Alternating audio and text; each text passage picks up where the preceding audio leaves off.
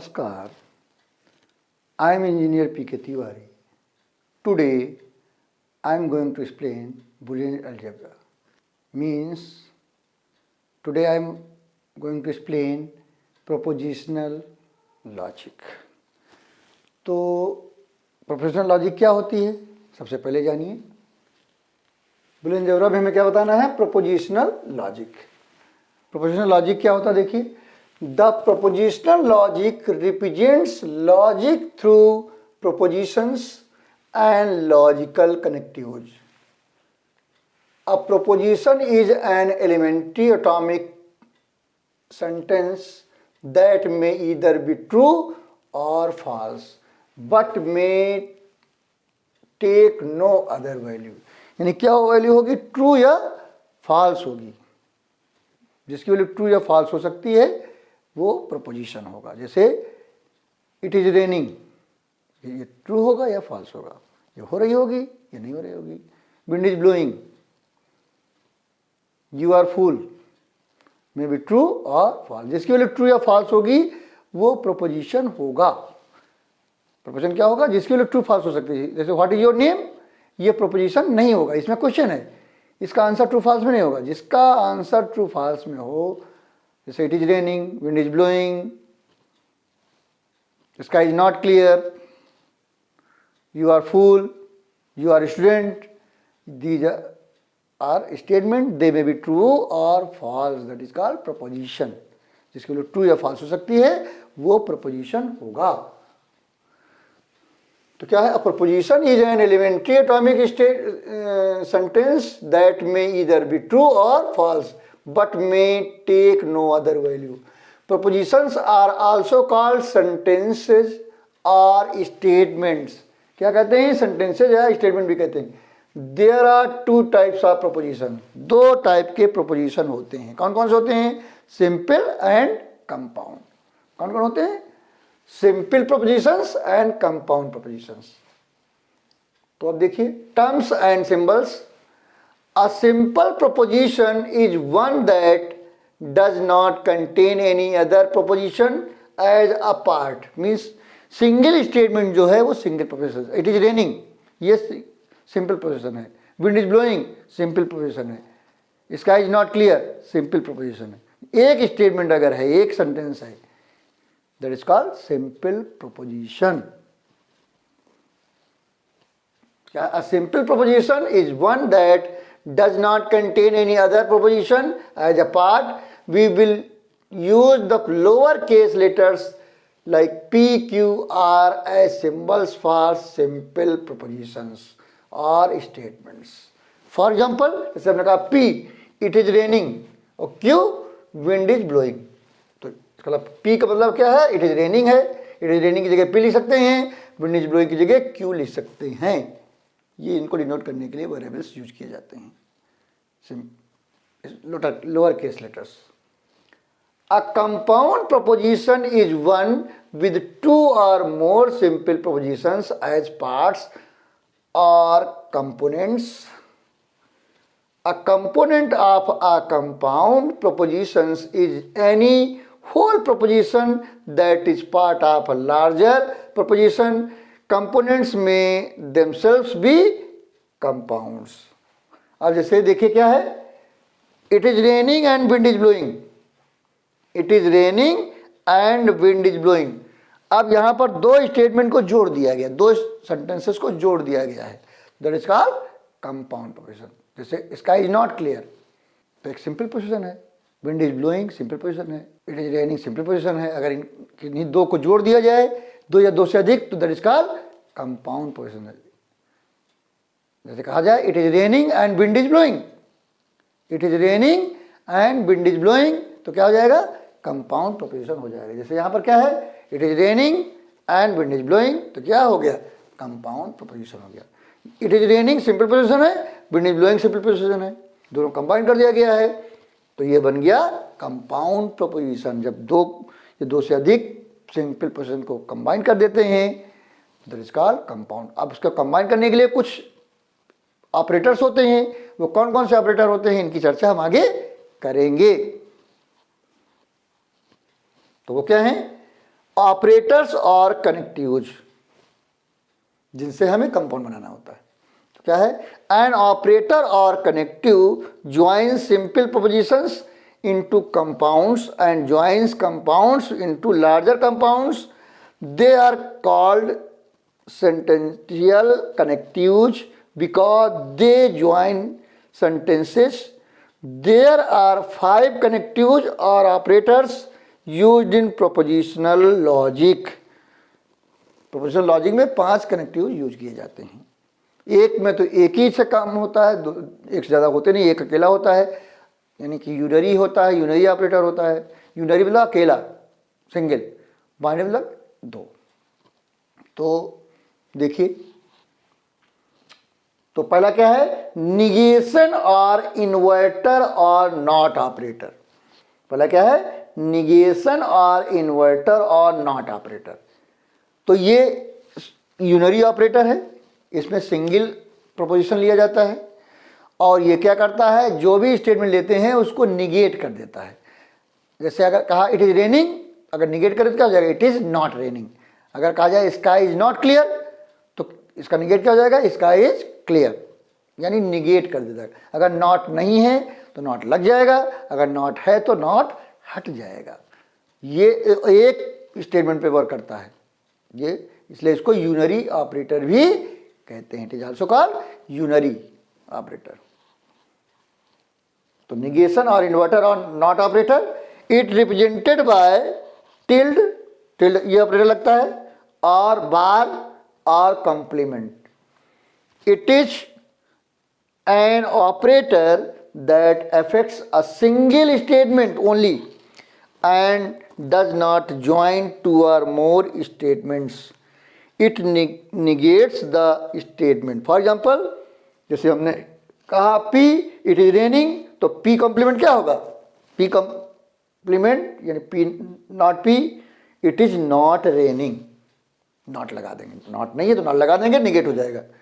दूसरा है statement Q, इसका इज नॉट क्लियर, तो Q कॉम्प्लीमेंट क्या होगा, Q कॉम्प्लीमेंट और Q bar, Q tilde, Q not Q, इसका इज क्लियर, नॉट लगा है इसलिए हट जाएगा तो निगेट हो जाएगा। जिसमें नहीं है उसमें लगा देंगे तो निगेट हो जाएगा, जिसमें लगा हुआ है हटा देंगे तो निगेट हो जाएगा। ये हमारा क्या है, निगेशन है, यानी नॉट है या इन्वर्टर है। इन्वर्टर का काम जानते हैं आप, इन्वर्टर काम क्या करता है, जब बिजली आ रही होती है, लाइट आ रही होती है, तो क्या होता है, जब तक लाइट इन्वर्टर में जा रही होती है तब तक उसका आउटपुट नील होता है। जैसे ही लाइट जाना बंद हुई वैसे ही उसका आउटपुट ऑन हो जाता है। तो जब लाइट ऑन है तो आउटपुट ऑफ है, लाइट ऑफ है आउटपुट ऑन है, उल्टा काम होता है। That's why it is called inverter. तो नॉट भी यही काम करता है, निगेट करता है। That's why not is also called inverter. तो अगला क्या है, डिसजंक्टिव और operator. It represented bye symbol plus और स्मॉल v। डिसजंक्शन मीन्स, चाहे इसको डिसजंक्शन कहें, डिसजंक्टिव को बात एक ही है। Disjunction means if all the statements are false then false, otherwise true. यानी सारे स्टेटमेंट फॉल्स होंगे तो फॉल्स होगा, अगर एक भी ट्रू हो गया तो ट्रू हो जाएगा। जैसे कहा जाए मम्मी कहे, यानी मम्मी कहें ईट फूड और ड्रिंक मिल्क, ईट फूड और ड्रिंक मिल्क, यानी खाना खाइए या दूध पीजिए। तो इसका मतलब क्या है, अगर आप खाना खा लेते हैं और दूध नहीं पीते तब भी बात पूरी है, अगर दूध पी लेते हैं खाना नहीं खाते तब भी बात पूरी है। आप खाना भी खा लेते हैं और दूध भी पी लेते हैं तब भी बात पूरी। जब आप खाना भी नहीं खाते और दूध भी नहीं पीते तब बात कंप्लीट नहीं होती है। तो इसका मतलब क्या, 2 स्टेटमेंट हैं, दोनों अगर फॉल्स हैं तो फॉल्स होगा, अगर उनमें से कोई एक भी ट्रू हो गया या दोनों ट्रू हो गए तो ट्रू हो जाता है। तो ये है हमारा और। अब इसका देखिए, डिसजंक्टिव और ऑपरेटर, इट रिप्रेजेंट बता ही दिया हमने, small v। Disjunction means if all the statements are false then false, otherwise true. तो p take it, q leave it. तो p प्लस q क्या होगा, p प्लस q लिखें या p स्मॉल v q लिखें, टेक इट और leave it, इन दोनों के बीच में क्या लगेगा, और लगेगा। तो ये हमारा और ऑपरेटर है। अगला हमारा क्या है, कंजंक्टिव और एंड ऑपरेटर।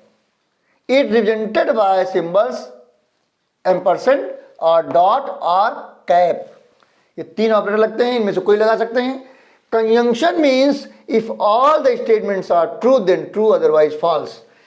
ये एंड है, एंड में सारे स्टेटमेंट ट्रू होंगे तो ट्रू होगा, अगर उनमें से कोई भी फॉल्स हो जाएगा तो फॉल्स हो जाएगा। सबके सब ट्रू होंगे तभी ट्रू होगा।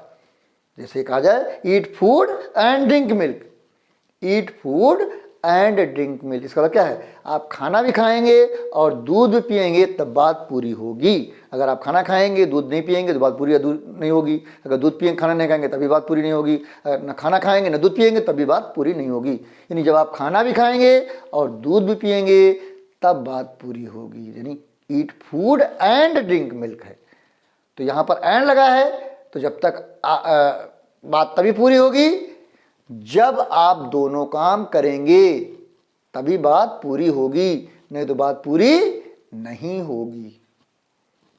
तो ये है कॉन्सेप्ट एंड का।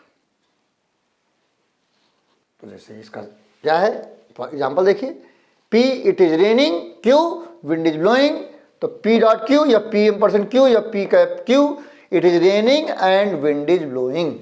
अब अगला क्या है, कंडीशनल और इफ देन और इम्प्लीकेशन ऑपरेटर। इसको आप कंडीशनल कहें या इफ देन कहें या इम्प्लीकेशन ऑपरेटर कहें। इसमें 2 स्टेटमेंट होते हैं, पहले वाले पहले इफ लगता है और दूसरे वाले पहले देन लगता है।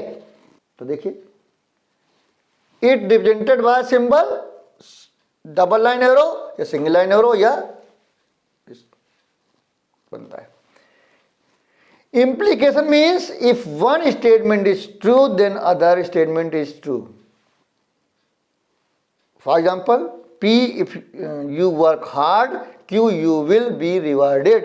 तो अगर P implication Q कहें तो क्या होगा, P implication Q, if पहले वाला के साथ लगता है if, दूसरा के साथ लगता है then, तो if you work hard then you will be rewarded। तो ये इसका कॉन्सेप्ट है कंडीशनल का। कंडीशनल में सिस्टम ये है। अगला क्या है, बाय कंडीशनल और इफ एंड ओनली इफ और इक्विवेलेंस ऑपरेटर। बाय कंडीशनल और इफ एंड ओनली इफ और इक्विवेलेंस ऑपरेटर। तो इसमें क्या होता है, it represented bye symbol both side arrow, double line both side arrow या सिंगल डबल एरो या triple line. Equivalence means either both statements are true or both statements are false। दोनों या तो ट्रू हो या दोनों फॉल्स हो। एक ट्रू या फॉल्स से फॉल्स हो जाएगा। अगर दोनों ट्रू हैं तभी ट्रू होगा, दोनों फॉल्स हैं तभी ट्रू होगा। दोनों एक जैसे होंगे तो ट्रू होगा, दोनों डिफरेंट होंगे तो फॉल्स होगा। तो इसका देखिए, for example P equivalence Q is equal to P equivalence Q, तो P and Q are either both true और बोथ फॉल्स। तो ये है कॉन्सेप्ट। अगला क्या है, वेल फॉर्म्ड फार्मूला और WFF। वेल फॉर्म्ड फार्मूला और WFF। Propositions are also called sentences or statements. Another term, formula or well formed formula, also refer to the same. That is, we may also call well-formed formula WFF to refer to a proposition। यानी proposition को well-formed formula भी कह सकते हैं। तो आगे क्या है, truth values and WFF।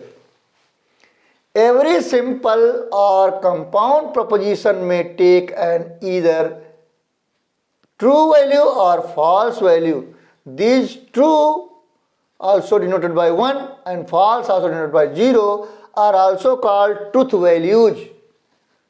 इनको क्या कहते हैं, ट्रूथ वैल्यूज कहते हैं। ट्रू और फॉल्स को, ट्रू को 1 भी लिख सकते हैं और फॉल्स को 0 लिख सकते हैं। We may define truth values as truth or falsity of a proposition। अब अगला क्या है, truth table. Truth table, truth table क्या है, a truth table is a complete list of possible truth values of a proposition. इसका एक formula होता है ट्रूथ टेबल बनाने का। क्या होता है, number of combination is equal to रेस्पा नंबर ऑफ प्रोपोजिशंस। तो आप हम जितने हमने 5 बताए हैं सबकी ट्रूथ टेबल बना रहे हैं। तो पहले वाला नॉट में नॉट क्या होता है, सिंगल ऑपरेटर प्रोपोजिशन चाहिए होता है इसमें एक ही। तो 2 की पावर 1 क्या होगा 2, तो 2 कॉम्बिनेशन बनेंगे। तो 2 कॉम्बिनेशन में 50% 0 50% 1 होगा। तो देखिए क्या है, P लिया तो P में 50% 0 50% 1, एक 0 एक 1, और इसका जब कंप्लीमेंट करेंगे यानी नॉट बनाएंगे तो क्या हो जाएगा, जो 0 था वो 1 हो जाएगा, जो 1 है वो 0 हो जाएगा। ये हमारी ट्रूथ टेबल है नॉट की। अगला है डिसजंक्टिव और ऑपरेटर। अब इसमें कम से कम 2 प्रोपोजिशन चाहिए, कम से कम कितने चाहिए 2 चाहिए। तो 2 की पावर 2 कितने होंगे 4 कॉम्बिनेशन बनेंगे। कितने बनेंगे 4। अब जितने बनते हैं पहले वाले कॉलम में 50% 0 50% 1 होते हैं, फिर अगले कॉलम पे उसका 50-50 हो जाता है। ये तब तक होता है जब तक अल्टरनेट में नहीं आ जाते। तो ये देखिए, तो देखिए 2 है 2 की पावर 2 फार्मूला आपके पास है। जैसे इसमें अगर फार्मूला लगाएं तो यहाँ 1 था, तो 2 raise power 1 is equal to 2 combination बनेंगे। इस वाले में क्या है 2 है P और Q, तो 2 raise power 2 is equal to 4 combination बनेंगे। 4 बने हैं देखो, इसमें भी 2 हैं तो क्या होगा 2 raise power 2 is equal to 4 combination बनेंगे। इसमें भी 2 हैं तो 2 raise power 2 is equal to 4 बनेंगे। और इस वाले में भी 2 हैं P और Q, तो इसमें भी 2 raise power 2 is equal to 4 combination बनेंगे। अगर 3 होंगे तो 2 रेज़ पावर 3 यानी 8 कॉम्बिनेशन बनेंगे। जैसे इसमें 3 हो सकते हैं, इसमें 3 हो सकते हैं, तो 8 कॉम्बिनेशन बनेंगे। इसका भी आप बना सकते हैं, 3 कॉम्बिनेशन वेरिएबल का भी बना सकते हैं। तो देखिए अब डिसजंक्टिव में यानी और ऑपरेटर में बताया था मैंने, जब सारे फॉल्स होंगे तभी फॉल्स होगा, नहीं तो क्या होगा ट्रू हो जाएगा। तो हमने बताया कि 4 कॉम्बिनेशन बनेंगे, तो पहले 50% 0 50% 1, 2 0 2 1, अगले वाले में इसका 50-50 हो जाएगा। तो 2 था तो 1 1 हो जाएगा, तो क्या हो जाएगा 0 1 0 1 हो जाएगा। अल्टरनेट आ गया। अब क्या होगा P प्लस Q कहें या P स्मॉल b Q कहें, दोनों फॉल्स होंगे तभी फॉल्स होगा। तो पहले वाली रो में क्या होगा दोनों फॉल्स है तो 0 हो गया, बाकी कहीं ना कहीं 1 है तो इसका क्या आएगा 0 1 1 1। ये हमारा और की ट्रूथ टेबल है। अगला क्या है कंजंक्टिव और एंड ऑपरेटर। तो देखिए क्या है P और Q 2 लिया तो कितने कॉम्बिनेशन बनेंगे 2 रेज़ पावर 2 4, तो 4 बनाया 50% 0 50% 1, 2 0 2 1, अगले में उसका 50-50 क्या हो जाएगा 0 1 0 1। अब एंड में क्या बताया मैंने, एंड में ये बताया है कि जब दोनों ट्रू होंगे यानी जितने हैं सारे ट्रू होंगे तभी ट्रू होगा, नहीं तो फॉल्स हो जाएगा। तो इसमें लास्ट वाले में सारे ट्रू हैं 1 1, तो ये 1 है बाकी 0 हो गया, तो क्या हो गया 0 0 0 1 आया। तो ये है हमारा एंड है। अगला क्या है कंडीशनल और इफ देन और इम्प्लीकेशन ऑपरेटर। अब इसमें 2 स्टेटमेंट चाहिए होता है। आप पहले वाले को एंटीसीडेंट कहते हैं और दूसरे वाले को कॉन्सिक्वेंट कहते हैं। इसकी चर्चा हम आगे करेंगे, इसकी चर्चा हम आगे करेंगे कि कैसे क्या होता है, पहले वाले एंटीसीडेंट दूसरे वाले को कॉन्सिक्वेंट कहते हैं, तो इसकी चर्चा होगी। इसमें क्या होगा अगर पहले वाला फॉल्स है तो सीधे ट्रू हो जाता है, पहले वाला ट्रू है तो दूसरा भी ट्रू होना चाहिए तभी ट्रू होगा, नहीं तो फॉल्स हो जाएगा। और इसको अगर ओपन करते हैं P इम्प्लिकेशन Q को तो आता है P कॉम्प्लीमेंट प्लस Q, क्या आता है P कॉम्प्लीमेंट प्लस Q आता है। तो देखिए कंडीशनल 2 लिया P और Q, तो कितना कंडीशन बनेंगे 2 रेज़ पावर 2 4, तो 50% 0 50% 1, अगले वाले में 0 1 0 1 आ गया। अब इसका हमने बताया कि अगर ये एंटीसीडेंट कहा जाता है, इसको कॉन्सिक्वेंट कहा जाता है। अगर पहले वाला 0 है तो आंसर ट्रू आएगा। तो ये 0 दोनों है तो इसलिए दोनों 1 हो गए, ये 1 है लेकिन ये 0 है इसलिए 0 हो गया, ये 1 है इसलिए 1 है, ये 1 हो गया। यानी पहले वाले अगर 0 हैं यानी फॉल्स हैं तो देखना ही नहीं है दूसरे वाले को, सीधे ट्रू हो जाएगा। अगर पहले वाला ट्रू है दूसरा भी ट्रू होना चाहिए तभी ट्रू होगा, नहीं तो फॉल्स हो जाएगा। तो इसलिए क्या है पहले 2 तो 0 0 इसलिए सीधे 1 आ गया। अब ये 1 है लेकिन ये 0 इसलिए 0 हो गया, ये 1 है ये भी 1 है इसलिए 1 हो गया। और इसको हमने जो भी बताया कि P इम्प्लिकेशन Q का मतलब क्या है P कॉम्प्लीमेंट प्लस Q भी इसके इक्वल होता है। तो देखिए मैंने क्या किया, पी कंप्लीमेंट लिया, ये पी है, पी को उल्टा पी कंप्लीमेंट होता है, तो यहाँ 0 0 1 1 है, तो यहाँ क्या हो जाएगा 1 1 0 0 हो जाएगा। जब पी कंप्लीमेंट प्लस क्यू करेंगे तो क्या आएगा, पी कंप्लीमेंट प्लस क्यू 1 1 0 1 वही आया। देखिए ये थर्ड कॉलम और लास्ट कॉलम आइडेंटिकल है। इसका मतलब क्या है, हमने जो बताया है कि P implication Q is equal to P complement plus Q सही है। अगला क्या है, बाय कंडीशनल और इफ एंड ओनली इफ और इक्विवेलेंस।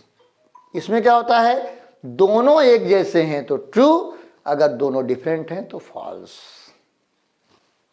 देखिए दो लिया पी और क्यू, तो 2 कितना होगा 4 होगा, तो क्या होगा 0 0 50% 0 फिर 1 तो 0 0 1 1। अगले में क्या होगा, इसका 50-50 होगा तो 0 2 2 करके था तो 1 1 हो जाएगा, तो क्या होगा 0 1 0 1। और हम ये दोनों 0 हैं इसलिए 1 हो गया, लास्ट वाले में दोनों 1 है इसलिए 1 हो गया, सेम है जिसमें तो 1 हो गया, दोनों डिफरेंट है इसलिए 0 हो गया। और इसका P इक्वलेंस Q का क्या होता है, P complement dot Q plus P dot Q भी होता है, तो उसको हमने बताया है। पहले क्या लिया, P कॉम्प्लीमेंट Q कॉम्प्लीमेंट, तो P कॉम्प्लीमेंट क्या हो जाएगा 1 1 0 0 हो जाएगा, और Q कॉम्प्लीमेंट क्या हो जाएगा 1 0 1 0 हो जाएगा। इसका उल्टा P 0 0 1 है 0 0 1 1 है, तो P कॉम्प्लीमेंट क्या हो जाएगा 1 1 0 0, जहाँ 0 0 है वहाँ 1 1 हो गया, जहाँ 1 1 है वहाँ 0 0 हो गया।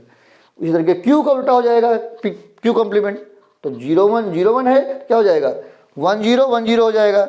और जब P डॉट Q किया तो क्या आया 0 0 0 1, और P complement dot Q complement किया तो क्या आया 1 और 0 0 0। जब इसमें के बीच में प्लस लगाया तो क्या हो गया, क्या आया 1 0 0 1 वही आया। थर्ड कॉलम और लास्ट कॉलम आइडेंटिकल है, इसलिए आप कह सकते हैं कि P implication Q is equal to P complement dot Q complement plus P dot Q। तो ये हमने आपको बताया, तो प्लीज टेक स्क्रीनशॉट।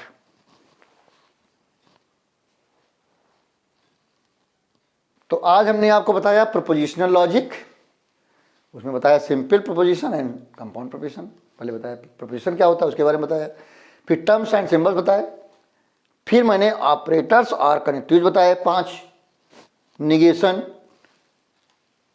डिसजंक्टिव और ऑपरेटर, कंजंक्टिव और एंड ऑपरेटर, कंडीशनल और इफ देन और implication, bye conditional if and only if और इक्विवेलेंस, फिर विल फार्मूला की बात की WFF, फिर हमने ट्रुथ वैल्यूज एंड WFF की बात की, फिर ट्रुथ टेबल की बात की, फिर पांचों की ट्रुथ टेबल बनाई। तो आपको वीडियो कैसा लगा, अगर अच्छा लगा तो तुरंत लाइक कर दीजिएगा। अगर कुछ कन्फ्यूजन है, कुछ पूछना चाहते हैं तो आप हमारे कमेंट बॉक्स में जाके पूछ सकते हैं। आप चाहें तो हमारे सोशल मीडिया में भी जाकर भी अपनी प्रॉब्लम पूछ सकते हैं, उसके लिंक्स आपको डिस्क्रिप्शन में मिल जाएंगे। अगर आपने हमारा चैनल सब्सक्राइब कर रखा है तो बहुत अच्छी है बात है, अगर अभी तक नहीं किया है तो तुरंत कर दें, इससे फ़ायदा आपका ही है। तो जब आप सब्सक्राइब करते हैं तो बगल में बेल आइकन रहता है, उसको क्लिक करिए और ऑल कर दीजिए। इससे क्या फ़ायदा क्या होगा, जो नए नए वीडियो जो आएंगे उसकी इन्फॉर्मेशन आपको मिलती रहेगी। अगर आपने हमारा चैनल सब्सक्राइब कर रखा है पहले से तो बार बार सब्सक्राइब करने की ज़रूरत नहीं है, अगर आप कोशिश करेंगे तो अनसब्सक्राइब हो जाएगा। इसलिए आपको क्या करना है, सिर्फ वीडियो देखना है, नॉलेज गेन करनी है, और अपने जितने भी जानने वाले लोग हैं, नियर डियर जितने भी हैं जिनको आप भला चाहते हैं, तुरंत ही शेयर करना जिससे उनको भी नॉलेज मिल सके। और आप लोगों से एक रिक्वेस्ट है, जब भी वीडियो देखें पूरा वीडियो देखें, कभी भी अधूरा वीडियो ना देखें। अगर कोई चैप्टर पार्ट्स में है तो पार्ट 1 पार्ट 2 पार्ट 3 करके देखें, जिससे कंफ्यूजन ना हो। तो अगले वीडियो में हम आगे इसकी चर्चा करेंगे। Thank you very much.